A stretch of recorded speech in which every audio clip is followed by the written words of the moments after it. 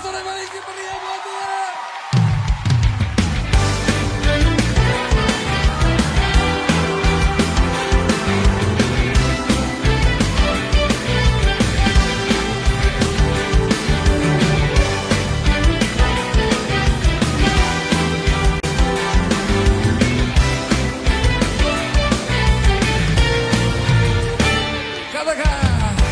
Kau Tuhan yang mulia, turun ke dunia untuk tebus segala dosa.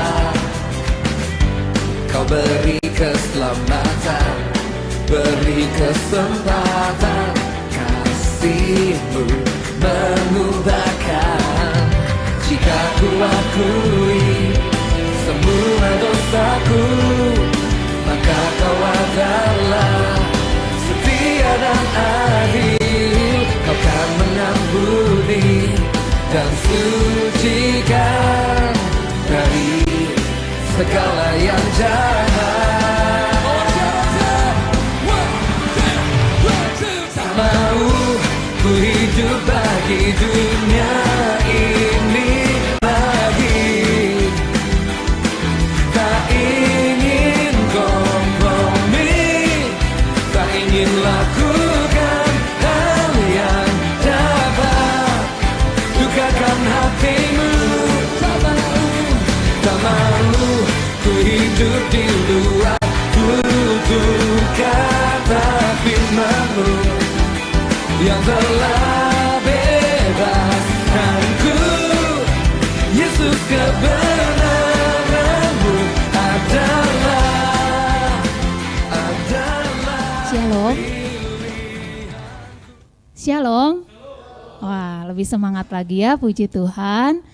Di minggu yang kedua bulan September ini kita bersyukur ya, kita memasuki bulan ini dengan penuh sukacita. Baik, Bapak Ibu sudah siap beribadah? Ini ya. Nanti kita mau ada lagu yang kita akan bangkit berdiri, lalu kata-katanya itu ada pegang tangan dan berkata sobatku. Jadi anak-anak lagi ya, kebiasaan, maaf ya. Jadi Bapak Ibu, kita akan berpegangan tangan nanti sama yang sebelah kanan atau kiri kita ya, dan bilang sobatku gitu ya. Pandang wajahnya dan bilang sobatku ya. Lalu nanti juga saya mau minta tolong kita semua, kita akan bagi suara gitu. Jadi waktu ref itu yang bapak-bapak akan mengikuti suaranya nanti Pak Amran, saya mau minta tolong ke depan untuk memandu suara yang bapak-bapak ya. Jadi kita agak bervariasi sedikit ya. Oke. Baik Bapak Ibu, sebelum kita mulai ibadah kita, mari kita bersaat teduh sejenak. Kita berdoa secara pribadi untuk mempersiapkan hati dan pikiran kita untuk menyembah Tuhan.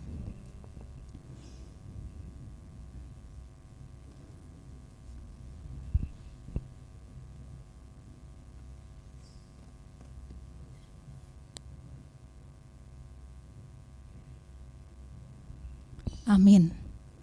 Baik, saya mau undang Pak Amran untuk maju ke depan membantu saya di sini.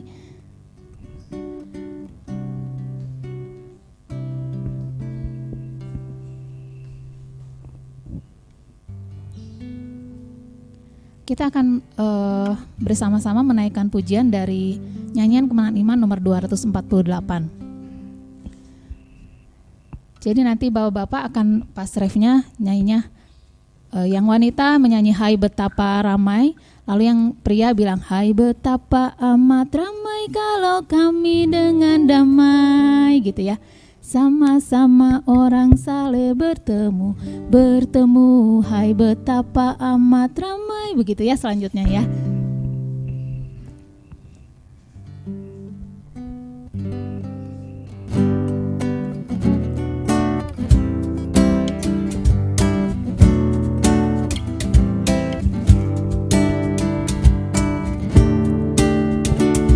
Kalau anak Allah suruh malaikat pergilah, akan timpunkan segala hambanya. Dan segala orang mati datanglah kecil besar, ramai-ramai pun berhimpun bergemar. Hai betapa orang saleh bertemu. Hai betapa suka pegang tangan dan berkata sobatku. Saya undang Bapak Ibu berdiri. Ayat yang kedua. Dan malak pun memberita bahwa sudah lengkaplah, lagi dunia sudah hilang habislah. Itu dia seseorang yang mengiring Tuhannya, yakni orang ketebusan itulah. Hai betapa ramai sama-sama orang saleh bertemu. Hai betapa suka pegang tangan dan berkata sobatku. Ayat yang terakhir. Dekat sungai yang terpancar daripada tak tahu, serta kawan yang menyanyi berseru, naik hidung serta sorak orang-orang tertebus. Engkau saja yang terpuji Al-Kudus. Hai betapa ramai sama-sama orang saleh bertemu.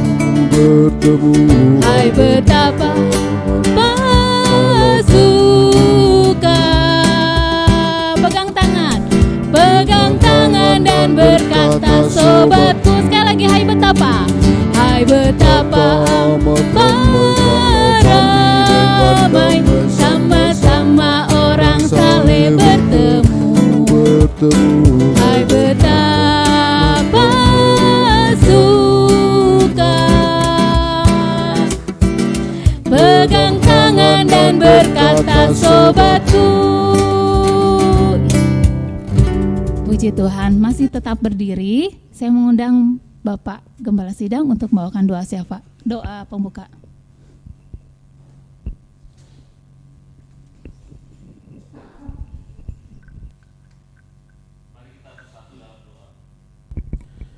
Bapa dalam surga, kami bersyukur anugerah Tuhan begitu besar bagi kami.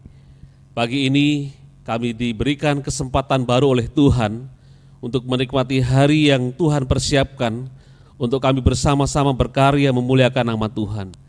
Engkau sudah menuntun kami dalam perjalanan kami masing-masing tiba di tempat ini dengan satu tujuan utama, yaitu mempermuliakan nama Tuhan. Kiranya Tuhan memberkati seluruh rangkaian peribadahan kami dari awal sampai akhir.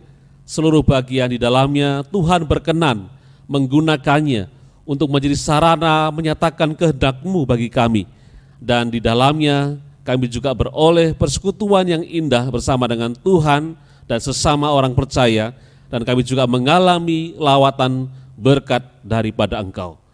Kami serahkan hamba-hamba-Mu yang melayani.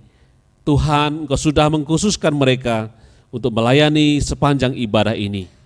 Kiranya tangan Tuhan menyertai, Roh-Mu yang kudus menuntun, sehingga seluruh hal yang dibuat di dalamnya hanya untuk kemuliaan nama Tuhan.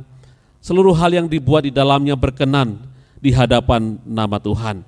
Kami serahkan seluruh peribadahan kami ini Tuhan sekali lagi ke dalam pertolongan-Mu, dan kami membukanya di dalam nama Bapa, Anak, dan Roh Kudus. Amin.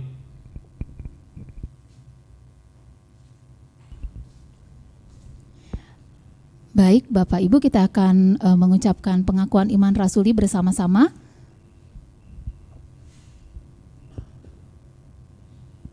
Satu, dua, tiga.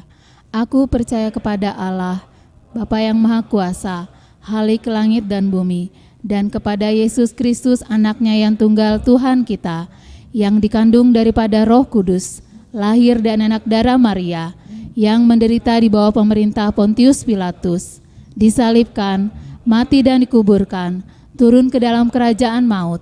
Pada hari yang ketiga, bangkit pula dari antara orang mati, naik ke surga, duduk di sebelah kanan Allah, Bapa yang Maha Kuasa, dan akan datang dari sana untuk menghakimi orang yang hidup dan yang mati. Aku percaya kepada Roh Kudus, gereja yang kudus dan am, persekutuan orang kudus, pengampunan dosa, kebangkitan tubuh, dan hidup yang kekal. Amin. Silakan duduk. Kita akan memuji Tuhan bersama-sama. Lagu ini akan membawa kita kepada doa syafaat yang nanti akan dibawakan oleh Ibu Chandra. Kita akan menyanyikan lagu ini bait 1, 2 baru ref, 3, 4 lalu ref lagi. Ke tempat yang tertinggilah.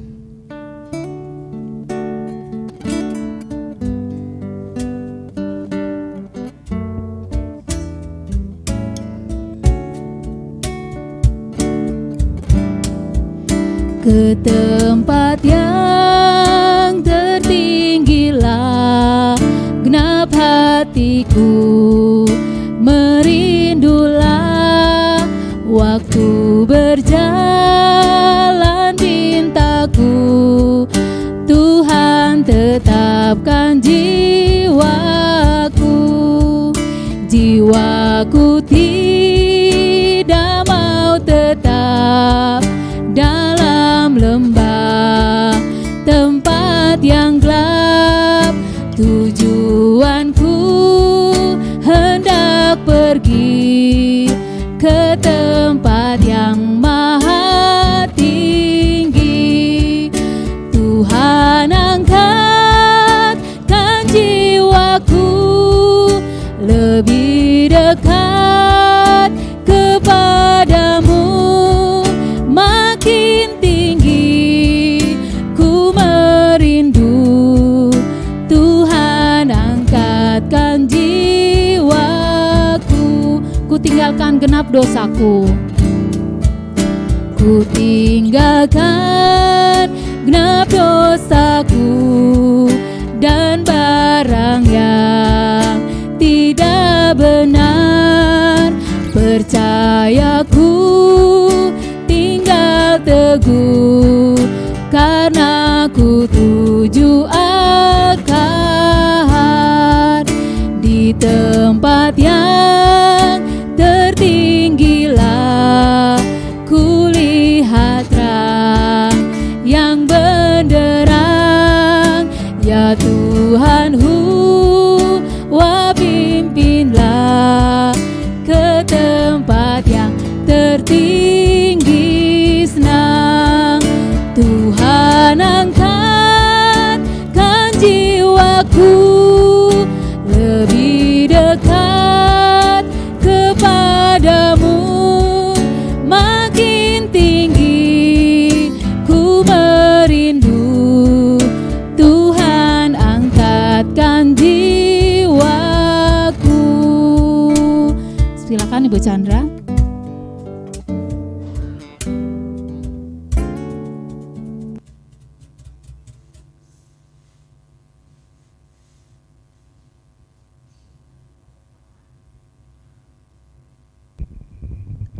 Mari kita berdoa. Allah Bapa kami yang bertahta dalam kerajaan surga, kami sungguh mengucap syukur untuk setiap kasih karunia-Mu, untuk setiap kebaikan-Mu, setiap pertolongan-Mu, perlindungan-Mu, dan setiap pemeliharaan-Mu dalam kehidupan kami, pribadi lepas pribadi maupun secara keluarga. Saat ini juga Tuhan, kami mengakui segala dosa dan kelemahan kami yang sudah kami perbuat, baik dalam pikiran kami, dalam perkataan kami, dalam perbuatan kami, maupun dalam sikap hati kami. Biarlah Tuhan, Engkau yang mengampuni segala kesalahan kami tersebut, dan kiranya Engkau melayakkan kami untuk kami datang bersimpuh di kaki-Mu, memohonkan segala sesuatunya. Bapa, kami bersama-sama sehati membawa bangsa dan negara kami dalam tangan Tuhan, dalam kedaulatan Tuhan. Biarlah Tuhan yang memberkati Presiden, Wakil Presiden, para menteri, beserta dengan seluruh jajarannya dari tingkat pusat sampai tingkat daerah ke desa-desa, supaya Tuhan memberikan roh takut akan Tuhan kepada mereka dalam mereka mengemban tugas kenegaraan, supaya mereka boleh bekerja dengan jujur, dengan adil, dengan mengedepankan kesejahteraan masyarakat. Kami juga berdoa untuk Kota Cimahi. Kami bersyukur kami ada di kota ini dan kami mau memberkati kota ini. Biarlah Tuhan memberikan kesejahteraan, memberikan keamanan, memberikan berkat-berkat yang melimpah kepada kota ini Bapa. Biarlah Tuhan yang menjaga kota ini dari segala hal yang tidak memuliakan nama Tuhan. Kami juga bersama-sama Tuhan berdoa, kami punya kerinduan yang sudah lama untuk gedung gereja milik kami sendiri, tempat kami beribadah. Kami mohon Tuhan kiranya yang mewujudkan kerinduan kami tersebut. Kami bersyukur untuk pundak yang sudah terlaksana, bersyukur untuk orang-orang yang sudah mengambil bagian dalam pengumpulan dana untuk bisa terwujudnya gedung gereja milik kami sendiri ini. Kami percaya Tuhan bahwa waktunya Tuhan akan terjadi, kami akan memiliki gedung gereja milik kami sendiri. Terima kasih Tuhan Yesus. Kami juga bersama-sama berdoa untuk penginjilan. Kami berdoa kiranya Engkau Tuhan yang terus memberikan keberanian kepada kami, memperlengkapi kami dengan kuasa-Mu, memberikan kami hikmat dan akal budi, membakar roh jiwa kami Bapa supaya kami boleh berhadapan dengan orang-orang yang memerlukan kasih Tuhan, yang memerlukan keselamatan yang daripada Tuhan. Tuhan kiranya yang memberikan apa-apa yang kiranya diperlukan untuk kami bisa menginjili orang-orang tersebut. Terima kasih Tuhan Yesus. Kami berdoa untuk jemaat-Mu Tuhan. Kalau ada di antara kami yang mempunyai pergumulan dalam hal kesehatan, keuangan, pekerjaan, keluarga maupun pelayanan, biarlah pergumulan kami itu Tuhan membawa kami lebih dekat lagi kepada Tuhan. Biarlah pergumulan kami itu membawa kami mempunyai pengalaman yang indah lagi bersama dengan Engkau, sehingga kami semakin mengenal Engkau Allah yang hidup. Dan kami percaya Tuhan, Engkau yang akan memberikan jalan keluar kepada setiap permasalahan dan pergumulan kami. Yang sakit biarlah Engkau jamah setiap bagian tubuhnya, dan Engkau yang memberikan kesembuhan, kesehatan. Kalau ada yang kekurangan, ada yang membutuhkan, Tuhan Engkau yang sumber daripada segala sesuatu, yang akan menyediakan dan akan mempercukupkan setiap kebutuhan itu. Kalau ada hal-hal yang perlu dipulihkan, kami percaya Engkau Tuhan sedang bekerja memulihkan setiap keadaan kami. Kami juga membawa persiapan Natal kami tahun ini ke dalam tangan Tuhan. Tempatnya, pembicaranya, acaranya, tema, dana, cuaca, segala sesuatunya Tuhan. Juga panitia Tuhan, mohon Engkau memberikan kesehatan dan kesehatian di antara kami.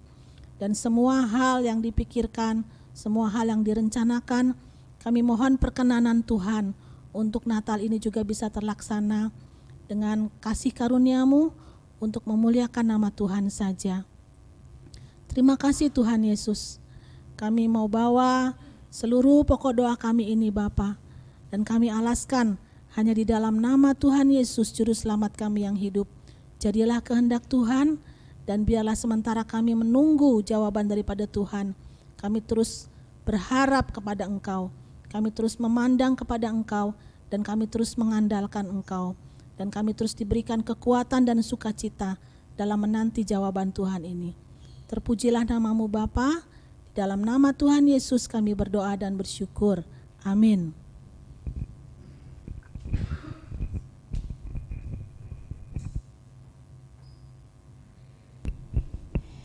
Bapak Ibu, kita akan memberikan yang terbaik untuk Tuhan, untuk pelayanan Tuhan.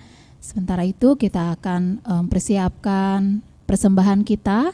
Saya mengundang Tante Simon untuk kita berdoa terlebih dahulu untuk kita berikan yang terbaik.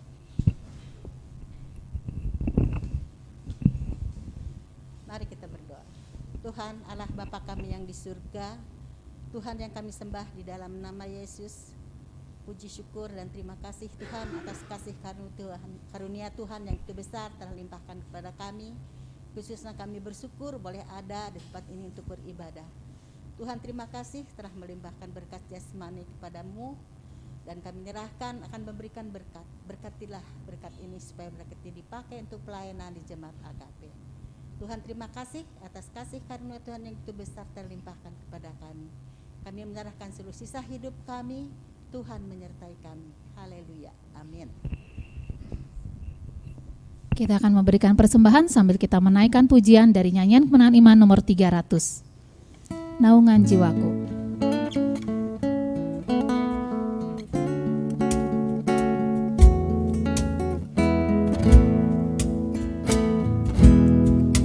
Ajaib Tuhanku Yesus, Juru Selamat, besar kasih-Nya padaku.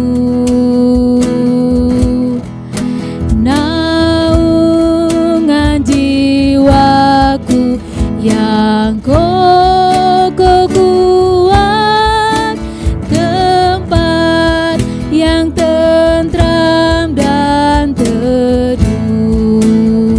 Kasih Tuhanku, kasih Tuhanku menaungi aku, hidupku aman dan tentram. Kasih Tuhanku melindungi aku, di dalamnya ku tak bimbang, di dalamnya ku tak bimbang. Berkat ilahi tak henti-hentinya, berkat ilahi tak henti-hentinya, syarat melimpah di kalbu. Dengan sukacita ku puji Tuhan, sungguh ajaib penebusku.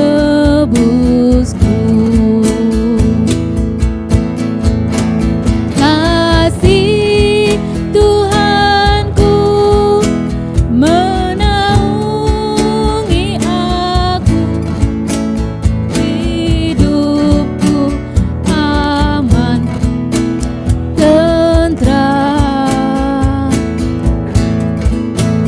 Kasih Tuhanku melindungi aku, di dalamnya ku tak bimbang, di dalamnya ku tak bimbang. Bapak Ibu, kita akan diberkati dengan firman Tuhan yang nanti akan dibawakan oleh hambanya Bapak Yupiter. Kita akan persiapkan hati kita dan kita akan menaikkan pujian. Kita mau hati kita dipenuhi oleh firman Tuhan. Kita katakan pada Tuhan, penuhilah pialaku hari ini. Dari nyanyian kemenangan iman nomor 263.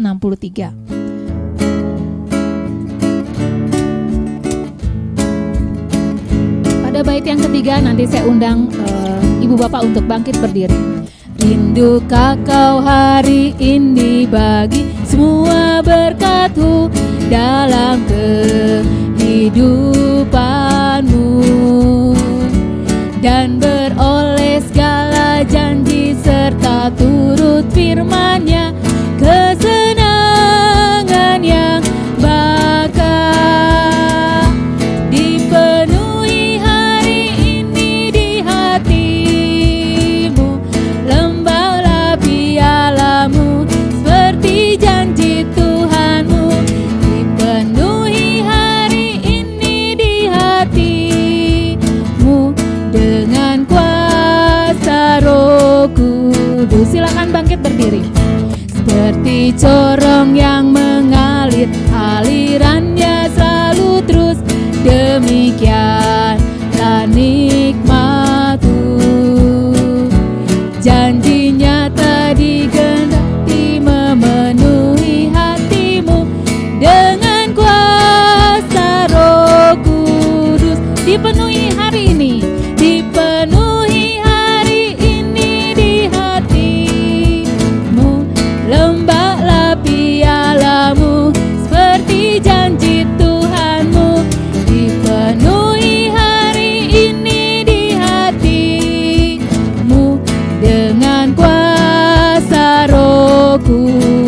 dipenuhi hari ini.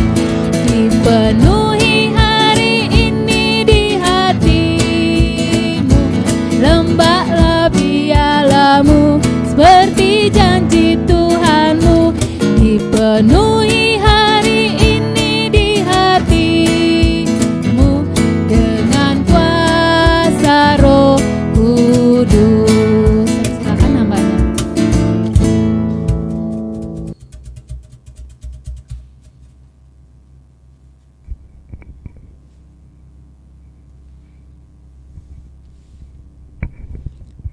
Mari kita bersatu dalam doa. Sungguh hati kami melimpah dengan syukur karena hari ini kami dapat menikmati kasih persekutuan bersama dengan Tuhan lewat ibadah syukur. Terima kasih ya Tuhan, di tengah peribadahan kami mengasingkan waktu kami secara khusus untuk mendengar Tuhan berbicara pada kami lewat firman-Mu. Kami berdoa biarlah kiranya Roh-Mu yang kudus membukakan pengertian kami, sehingga firman-Mu sungguh-sungguh tertanam dalam hati kami dan boleh menambah kami semakin kuat di dalam Tuhan, semakin diberkati untuk jadi berkat juga bagi orang lain. Terima kasih ya Tuhan. Kami berdoa kiranya Roh-Mu yang kudus menolong kami semua, sehingga firman ini sungguh membawa kami semakin kuat, semakin dekat dengan Tuhan, dan dapat menjadi pelaku dari firman-Mu. Nama Tuhan dipermuliakan. Terpujilah Engkau ya Tuhan. Kami menyambut firman-Mu di dalam nama Tuhan Yesus. Amin. Bapak Ibu persilakan duduk. Salam. Pagi ini saya ingin mengajak kita membaca firman Tuhan dari Perjanjian Baru, Kitab Yakobus pasal 1. Yakobus pasal 1, kita akan baca mulai ayat 22 sampai ayatnya yang ke-25.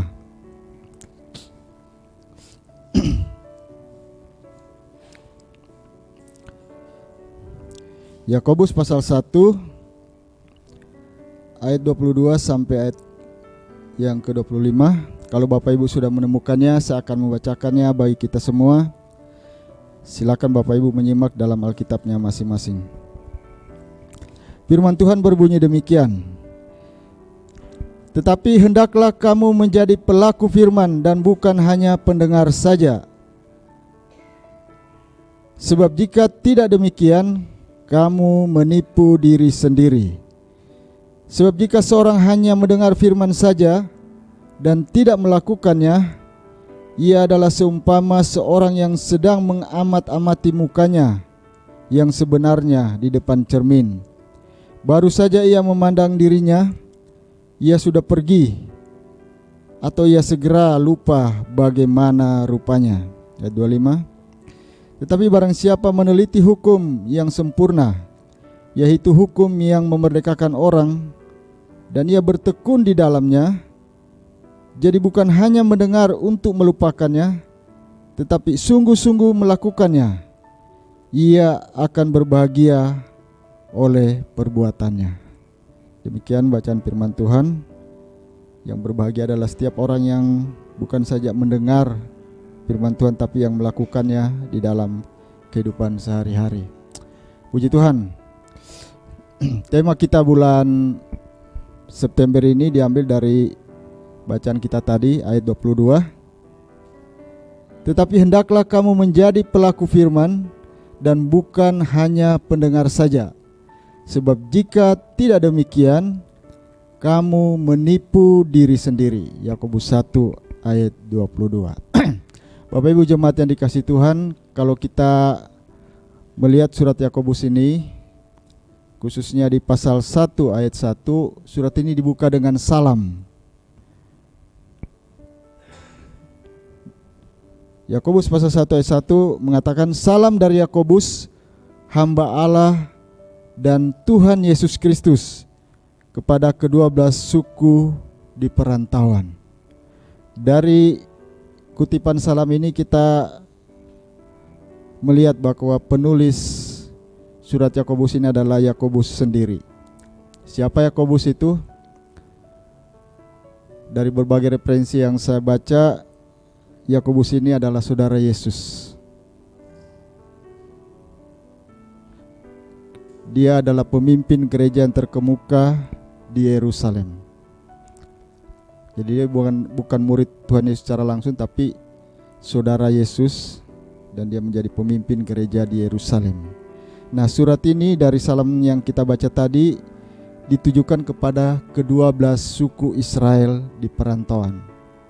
Jadi surat ini ditujukan kepada para diaspora atau perantau-perantau Israel yang tersebar di luar Palestina. Ada beberapa penafsir mengatakan bahwa orang-orang yang merantau ini adalah bagian dari orang-orang yang bertobat pada saat Kisah Para Rasul pasal 2. Jadi mereka termasuk petobat-petobat baru yang tersebar di berbagai tempat, di berbagai wilayah setelah mereka mengalami pencurahan Roh Kudus atau kepenuhan Roh Kudus. Nah, ketika kita bicara tentang orang-orang Yahudi di perantauan atau diaspora Yahudi di perantauan, keberadaan mereka ini menjadi sangat penting sekali. Dengan mereka menyebar kemana-mana, artinya di mana ada orang Yahudi, terutama orang-orang yang sudah bertobat, maka di situ ada sinagog, ada gerakan penginjilan. Jadi dengan tersebarnya orang-orang Yahudi ini berarti tersebarnya juga bahwa Injil juga semakin meluas, bukan saja di Yerusalem tapi menyebar ke berbagai tempat. Kalau kita memperhatikan surat ini dari tahun penulisannya, surat Yakobus ini ditulis sekitar tahun 42 Masehi. Jadi kalau kita lihat tahun 42 Masehi ini artinya ini masih menjadi masa-masa awal dari kekristenan. Mereka masih termasuk orang Kristen yang mula-mula. Nah, kalau kita memperhatikan kondisi sosial keberadaan mereka pada awal kekristenan, orang-orang Kristen pada masa itu mereka dapat dikategorikan sebagai orang-orang yang minoritas. Minoritas di antara orang-orang yang ada di sekeliling mereka. Mungkin masyarakat di sekelilingnya tidak memiliki satu keyakinan agama tertentu yang mayoritas. Mungkin mereka ada yang masih penyembah berhala atau kepercayaan-kepercayaan lain. Nah, kondisi diaspora Yahudi berada di tengah masyarakat yang seperti itu di masa awal kekristenan. Jadi kehidupan mereka dipenuhi dengan tantangan. Karena ketika kekristenan awal, orang Kristen itu berada dalam situasi yang tidak cukup nyaman. Ada banyak tantangan, ada banyak aniaya, sehingga kadang-kadang karena ada banyak tantangan, maka orang-orang Kristen ini tidak berani menyatakan diri, menyatakan eksistensi mereka sebagai orang percaya. Jadi kita melihat tujuan surat Yakobus dalam situasi kekristenan awal ini adalah ingin memberikan peneguhan. Yakobus ingin menguatkan iman orang-orang Yahudi atau orang-orang Kristen yang ada di perantauan, supaya mereka tetap teguh dalam iman, mereka tetap kokoh meskipun situasi di sekeliling mereka tidak cukup kondusif, tidak cukup mendukung kehidupan iman mereka.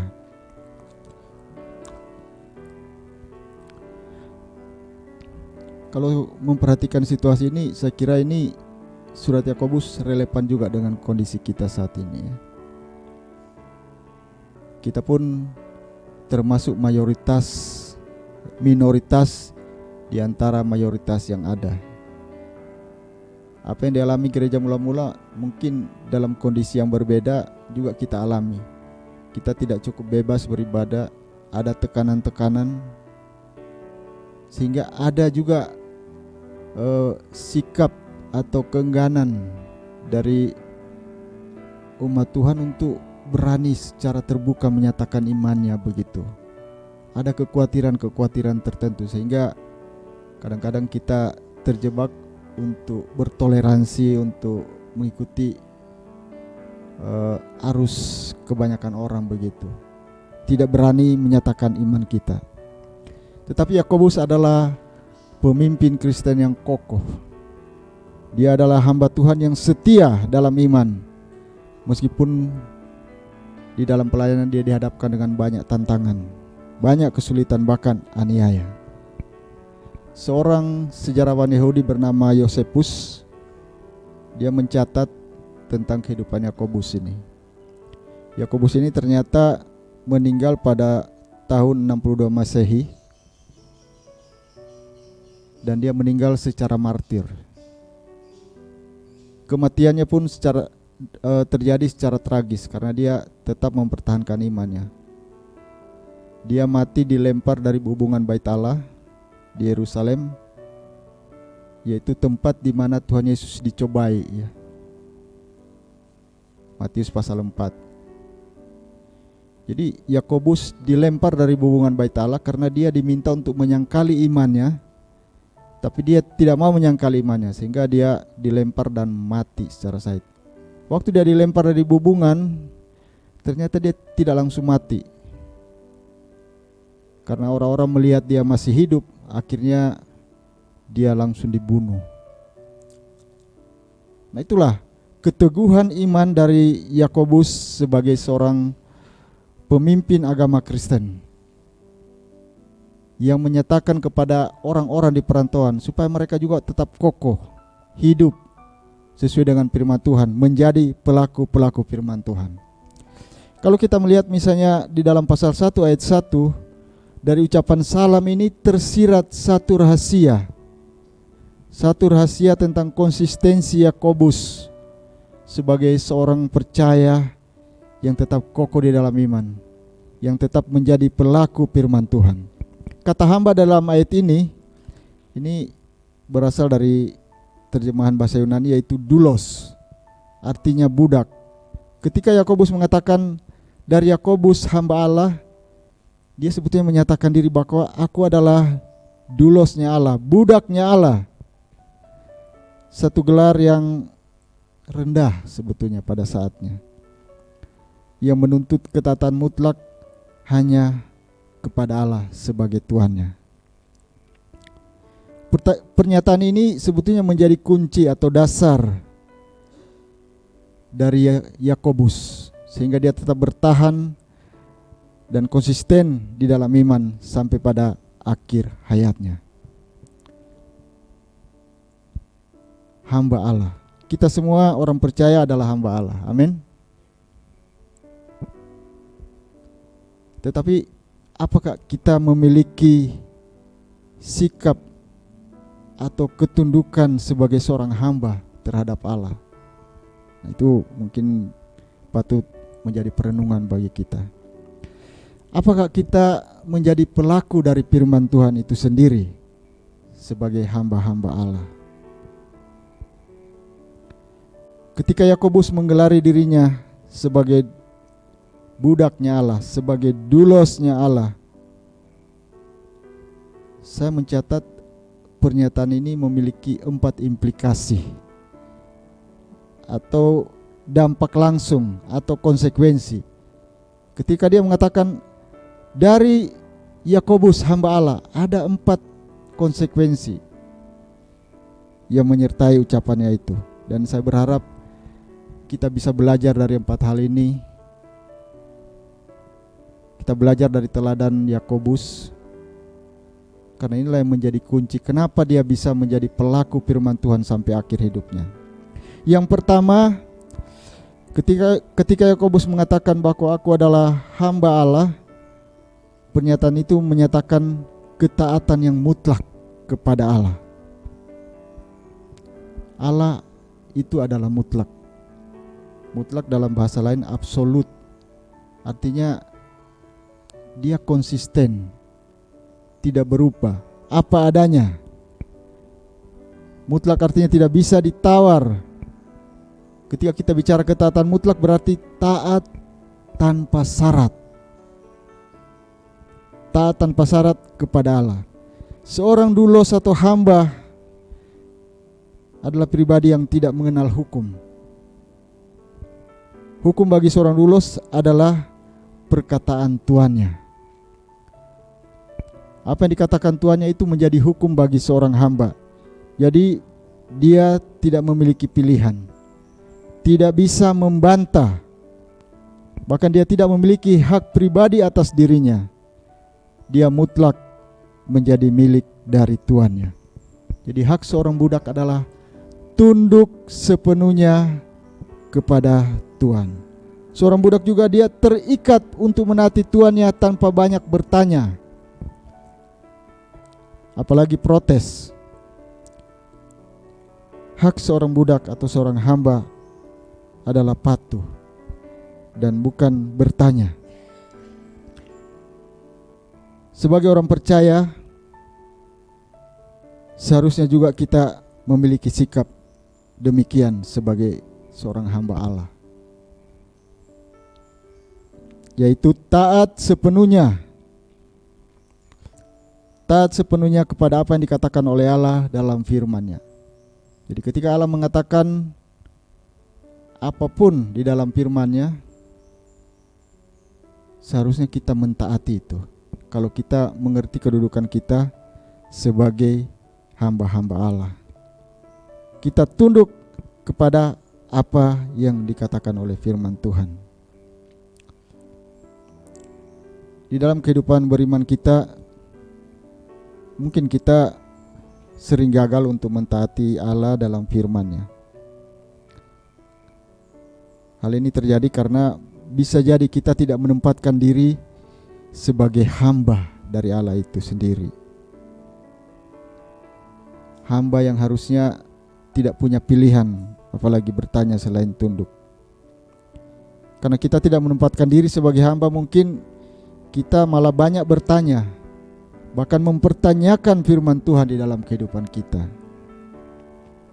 Mungkin kita ragu juga dan menganggap firman Tuhan itu tidak masuk akal. Apakah firman Tuhan bisa menjawab semua persoalan? Kadang-kadang banyak orang juga bertanya seperti itu.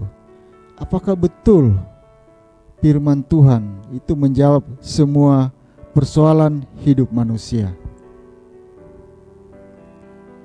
Waktu saya di kampung halaman, ya, tepatnya waktu SMA di Sangir Talaut, saya satu kali pergi ke gereja hari Minggu dan seorang pendeta hamba Tuhan menyampaikan khotbahnya di atas mimbar. Dia mengatakan begini, ini saya masih ingat, ini karena menurut saya agak kontroversial ya. Dia mengatakan tidak semua persoalan harus dimintakan pemecahannya kepada Tuhan, apalagi untuk hal-hal sepele. Dia bilang bikin repot Tuhan saja, dia bilang. Jadi kalau hal-hal sepele udah gak usah datang pada Tuhan, selesaikan sendiri, dia bilang.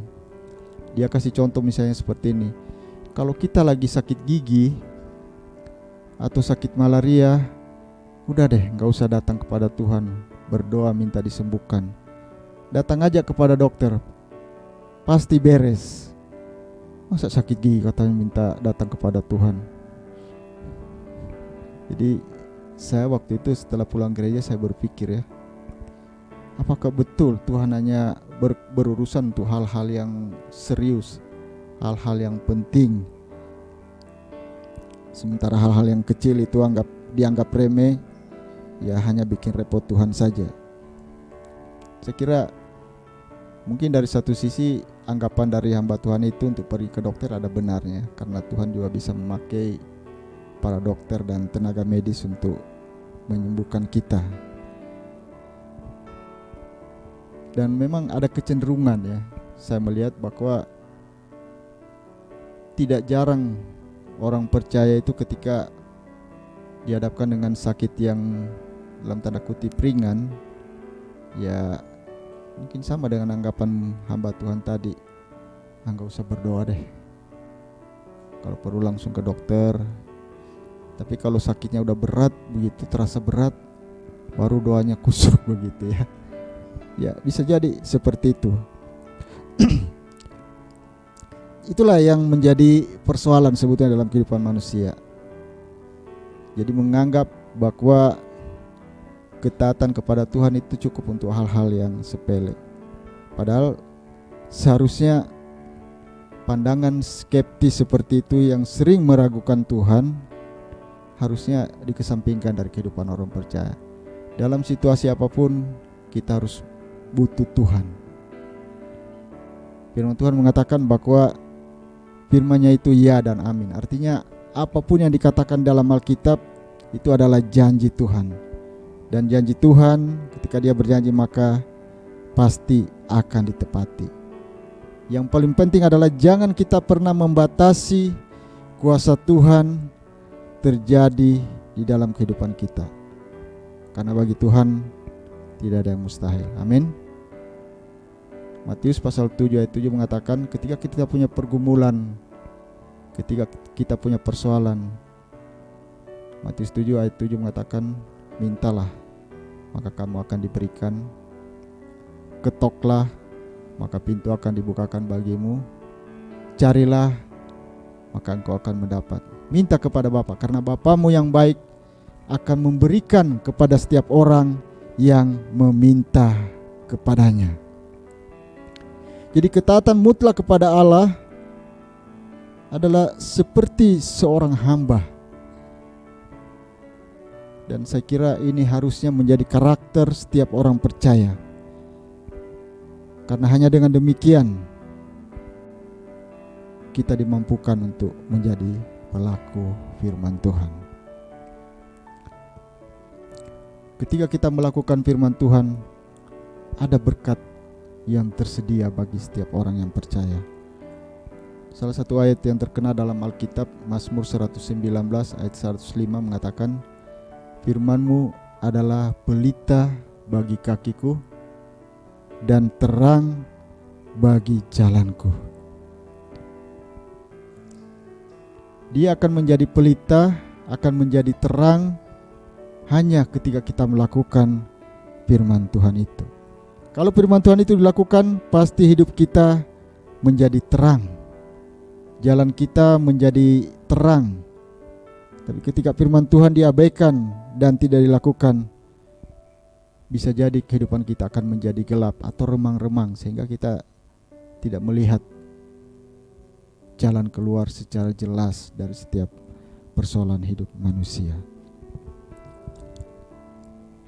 Jadi ketaatan menjadi sangat penting. Karakter seorang hamba yang taat itu menjadi sangat penting. Di dalam bulan misi yang baru kita lewati bulan lalu, temanya adalah tolaklah ke tempat yang dalam. Tuhan Yesus berkata kepada Petrus, tolaklah ke tempat yang dalam. Tapi apa yang dikatakan Petrus? Tuhan, sudah sepanjang malam kami menebar jala, tapi nihil, tidak ada hasil. Tetapi karena Engkau yang menyuruhnya, kata Petrus, maka aku akan menebarkan jalannya juga. Jadi karena Tuhan yang menyuruh, Petrus katakan aku akan menebarkan jalannya juga. Jadi ketaatan yang mutlak. Padahal dari sisi pengalaman sebagai nelayan, Petrus tahu persis mana bisa siang hari ikan bisa didapat dalam jumlah banyak. Karena memang nelayan rata-rata mencari ikan pada malam hari. Nelayan tradisional maksud saya, berbeda dengan nelayan modern. Jadi intinya mentaati firman Tuhan secara penuh itu adalah karakter seorang hamba. Dan ketika kita memiliki karakter itu, sikap seorang hamba, maka saya yakin kita akan bisa menjadi pelaku firman Tuhan. Yang kedua, ketika Yakobus mengatakan aku adalah hamba Allah, hamba Tuhan Yesus Kristus, di sana ada kerendahan hati. Jadi Yakobus sebetulnya mengatakan ada perendahan diri di dalam ucapan itu, perendahan diri yang mutlak. Ucapan Yakobus bahwa dia adalah hamba Allah merupakan pernyataan dari seorang yang tidak memikirkan hak istimewanya. Ketika dia bicara aku adalah hamba Allah, dia tidak pikirkan hak dia sebab secara pribadi, apalagi hak-hak yang istimewa. Melainkan yang dia pikirkan adalah tugas-tugasnya. Bukan hak tetapi kewajiban yang ia pikirkan.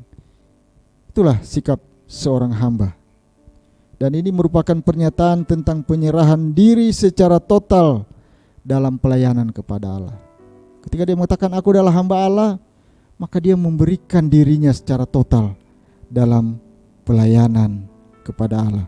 Artinya ia tidak mengesampingkan, ia mengesampingkan kebanggaan diri sendiri. Dan fokus hidupnya hanya meninggikan nama Sang Juru Selamat. Ambisi pribadinya dia tanggalkan. Kepentingan kepada Allah menjadi prioritas di dalam kehidupannya. Saya mencatat ada 2 ayat Alkitab yang bicara tentang perendahan diri secara mutlak. Banyak sekali ayat Alkitab bicara tentang perendahan diri secara mutlak sebagai hamba Allah. Misalnya Yesus dalam Markus pasal 10 ayat 45 kalau tidak salah. Dikatakan aku datang bukan untuk dilayani, tapi untuk melayani dan memberikan nyawanya bagi tebusan banyak orang. Nah, salah satu ayat yang menonjol adalah di Yohanes pasal 3 ayat 30. Ini bicara tentang kesaksian Yohanes Pembaptis tentang Yesus. Pada zamannya Yohanes adalah pemberita Injil Kerajaan Allah yang hebat. Lewat pemberitanya ada banyak sekali orang bertobat. Tetapi ketika dia berjumpa dengan Yesus, Yohanes mengatakan, inilah dia, anak domba Allah. Biarlah dia terus semakin bertambah-tambah, sementara aku semakin kecil, semakin berkurang. Biarlah Yesus semakin bertambah dan aku semakin berkurang. Itu adalah bentuk kerendahan hati dari seorang tokoh besar pada zamannya. Dan lagu ini saya kira sangat populer di sekolah minggu ya. Dia harus makin bertambah, ku harus makin berkurang. Nama Yesus saja disembah, ku di tempat paling belakang. Ya, ini lagu cukup menarik dan mengajarkan sebetulnya tentang karakter seorang hamba. Sama halnya juga dalam Kolose pasal 2 ayat 7 tentang pembatasan diri Allah. Yesus adalah Raja Sorga, dia punya segala-gala. Dia adalah pemilik surga dan dunia. Dia penuh dengan kemuliaan, tapi dia menanggalkan kemuliaannya, meninggalkan sorga, dan dikatakan di sana dia mengambil rupa seorang hamba. Untuk apa dia mengambil rupa seorang hamba? Supaya dalam penjelmaan dia, inkarnasi dia menjadi seorang hamba, itu merupakan bentuk ketaatan dia kepada Allah untuk mewujudkan jalan keselamatan. Yesus taat melakukan kehendak Bapa hingga mati di kayu salib demi keselamatan umat manusia. Kalau kita menjadi pelaku firman, maka pesan firman Tuhan, rendahkanlah diri kita di hadapan Tuhan dan taatilah firman-Nya. Jadi jangan ada sikap jumawa atau sombong ya dalam kehidupan kita. Kita harus merendahkan diri karena kita harus sadar bahwa kita adalah hamba atau dulosnya Allah, budaknya Allah. Tidak ada sesuatu yang patut kita banggakan dalam kehidupan kita. Pencapaian kita atau apapun, yang kita banggakan hanya satu, karena Kristus adalah Tuhan kita. Jadi kita hanya wajib mengabdi kepada Dia. Yang ketiga, kesetiaan yang mutlak. Itulah karakter seorang hamba. Loyalitas adalah menjadi kata kunci bagi seorang hamba. Sama seperti Yesus, dia loyal, dia setia sampai mati di kayu salib. Keuntungan pribadi bagi dia, kesukaan bagi dirinya sendiri tidak lagi diperhitungkan.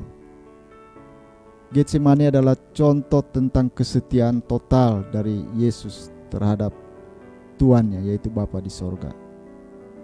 Satu pergumulan yang begitu berat di Taman Getsemani. Alkitab mengatakan bahwa peluhnya bahkan menetes seperti titik darah. Yesus bisa menghindari sebetulnya jalan salib itu, tapi dia memilih untuk setia kepada Bapaknya. Hanya orang yang memiliki karakter hamba yang bisa setia dan melakukan firman-Nya meskipun situasinya begitu pahit. Yang terakhir, yang keempat adalah seorang hamba adalah seorang yang memiliki penghormatan. Pengakuan diri sebagai hamba menyiratkan sikap hormat yang tinggi. Hamba Allah sejatinya bukanlah gelar terhormat ya pada zamannya. Tapi inilah gelar yang membuat tokoh-tokoh besar di dalam perjanjian lama dikenal, bahkan dihormati. Kita lihat Musa, dia ada pemimpin besar umat Israel. Kebesarannya sampai saat ini diabadikan dalam berbagai catatan, dokumentasi, film dan lain sebagainya. Tapi Yesaya 20 ayat 3 mengatakan dia adalah hamba Allah. Atau 1 Raja-Raja 8 ayat 53 dikatakan Musa adalah dolosnya Allah. Begitu juga dengan Yosua. Dia adalah jenderal besar yang memimpin Israel masuk ke tanah perjanjian. Dialah yang mengatakan ketika orang Israel dihadapkan kepada pilihan, kepada siapakah kalian beribadah, terserah, tapi aku dan keluargaku, kata Yosua, kami akan beribadah kepada Allah. Seorang tokoh yang hebat. Tapi dikatakan dia dalam Yosua pasal 24 ayat 9, dia dikenal sebagai seorang hamba. Artinya dia dulos dan dia memang taat kepada Allah di dalam sepanjang perjalanan hidupnya. Dengan mengenakan gelar dulos atau hamba, penulis Yakobus sebutnya menempatkan dirinya dalam hubungan dengan nabi-nabi yang mendapatkan kebebasan, kedamaian dan kemuliaan dalam ketaatan mutlak kepada Allah. Sekira satu-satunya kebebasan yang harus selalu menjadi cita-cita setiap orang Kristen adalah menjadi hamba Allah.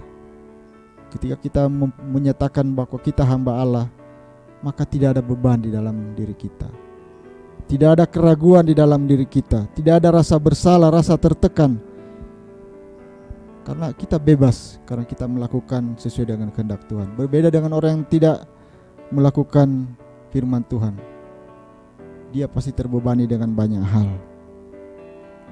Jadi satu-satunya cara supaya kita memiliki penghormatan yang tinggi kepada Tuhan, ya kita harus memiliki sikap sebagai seorang hamba, sehingga kita bebas menyuarakan apa yang disampaikan oleh firman Tuhan, sehingga kehadiran kita dimanapun bisa diperhitungkan. Kita bisa menjalani hidup yang tenang. Mazmur 62 ayat 2 mengatakan, hanya dekat Allah saja aku tenang.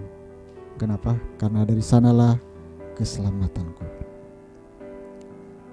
Jadi 4 karakter hamba inilah yang harusnya melandasi praktek hidup orang percaya. Karena dengan begitu niscaya kita dapat melakukan firman Tuhan dalam kehidupan kita sehari-hari. Mengakhiri renungan hari ini, saya ingin mengutip atau melihat dari ayat 24 sampai 25 bacaan kita.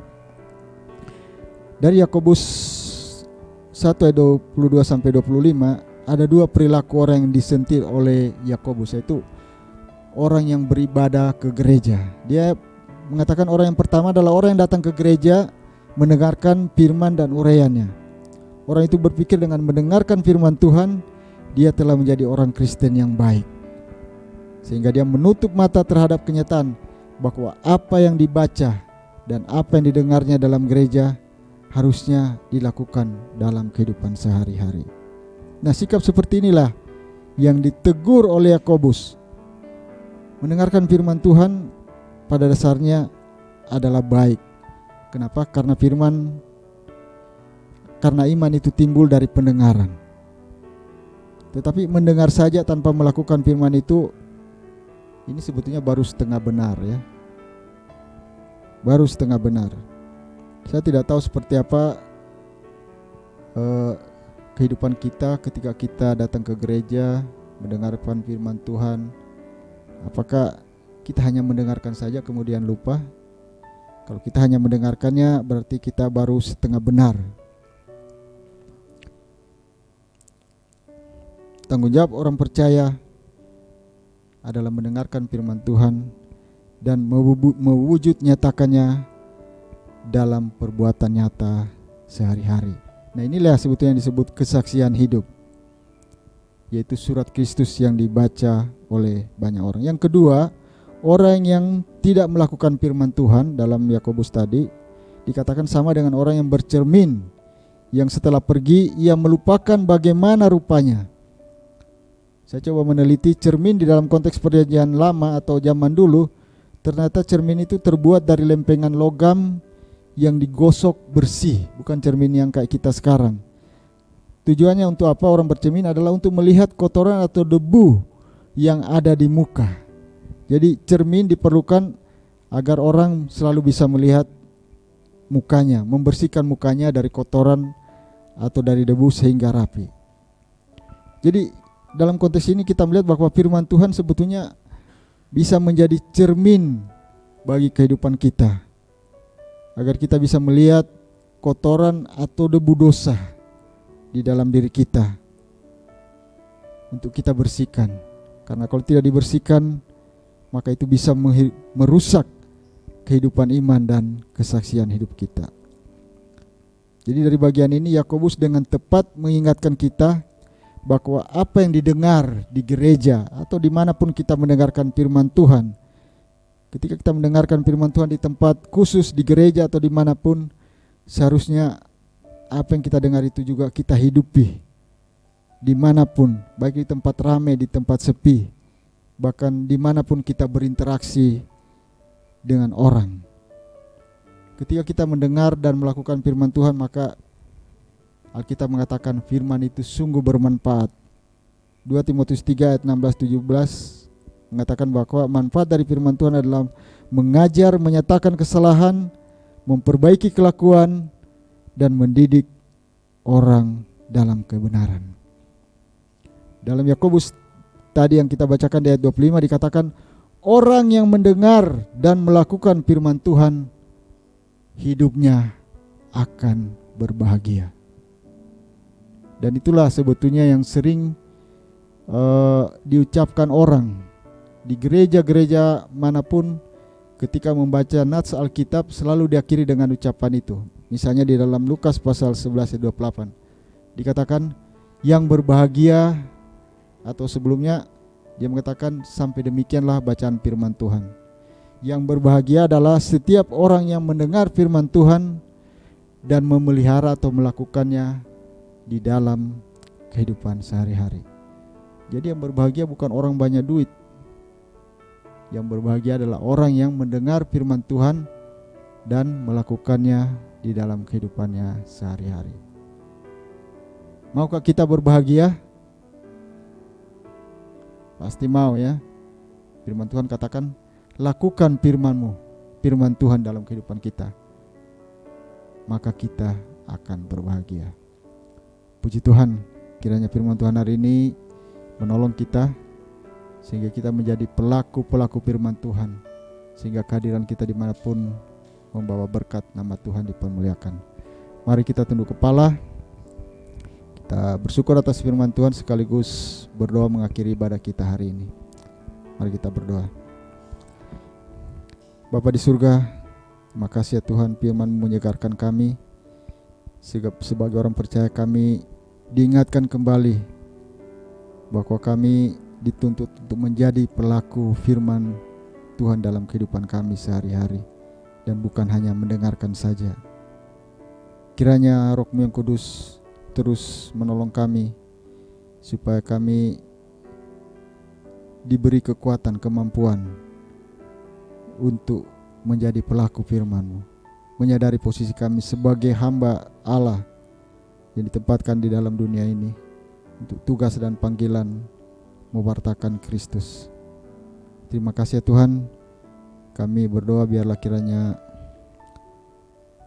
Roh Kudus terus menopang kami agar kami kuat di dalam Tuhan dan menjadi saksi Tuhan dimanapun kami berada. Terima kasih Tuhan, pagi hari ini kami ingat berdoa juga untuk jemaat Tuhan yang berulang tahun. Kami ingat Darel yang berulang tahun beberapa hari yang lalu. Makasih Tuhan untuk berkat penyertaan-Mu bagi anak ini. Kami terus berdoa biarlah kiranya Tuhan memberkati dia dalam pertumbuhan baik secara jasmani maupun rohani. Biarlah dia terus bertumbuh di dalam Tuhan, tetap sehat, sehingga dia boleh senantiasa beraktivitas dengan baik, bisa bersekolah, belajar dengan baik, dan Tuhan membuat hidupnya sukses di dalam rencana Tuhan. Berdoa untuk kedua orang tuanya, biarlah Tuhan berkati supaya dapat mendidik, mengarahkan, membimbing Darel, supaya dia semakin hari semakin bertumbuh dalam Tuhan dan kehadirannya boleh juga menjadi berkat dimanapun dia berada. Terima kasih Tuhan, terpujilah Engkau. Kami akan mengakhiri ibadah kami. Kami berdoa biarlah kiranya Tuhan yang menyertai terus kehidupan kami dalam seminggu ke depan, dalam segala rencana dan aktivitas kami. Biarlah kekuatan penyertaan Tuhan terus menopang kami di dalam perjuangan hidup yang kami jalani. Bapak Ibu jemaat yang dikasihi Tuhan, saya jemput kita semua berdiri. Kita akan menerima berkat dari Tuhan. Mari kita menadahkan tangan kita, mengangkat tangan kita kepada Tuhan untuk menerima berkat darinya. Kiranya kasih karunia dari Allah Bapa dan dari Tuhan kita Yesus Kristus, serta tuntunan penyertaan dari Allah Roh Kudus menyertai kita dari saat ini sampai Maranatha, Tuhan datang kedua kali menjemput kita sebagai sale-salenya. Bersama kita katakan amin. Terima kasih Yesusku, terima kasih Yesusku. Puji syukur hanya bagi Tuhanku. Terima kasih Yesusku, terima kasih Yesusku. Puji syukur hanya bagi Tuhanku. Puji syukur hanya bagi Tuhanku. Ya, Bapak Ibu silakan duduk. Silakan mengambil saat teduh sejenak. Pada kita selesai. Selamat hari Minggu, Tuhan berkati kita semua. Mari beri sorak-sorai balik meriah buat Tuhan.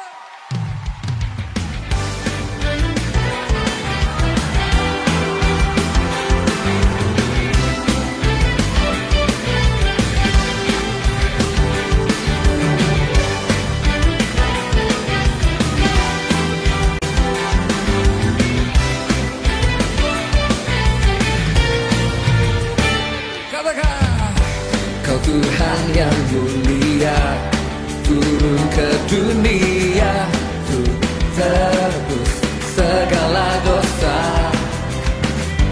Kau beri keselamatan, beri kesempatan, kasih-Mu mengubahkan.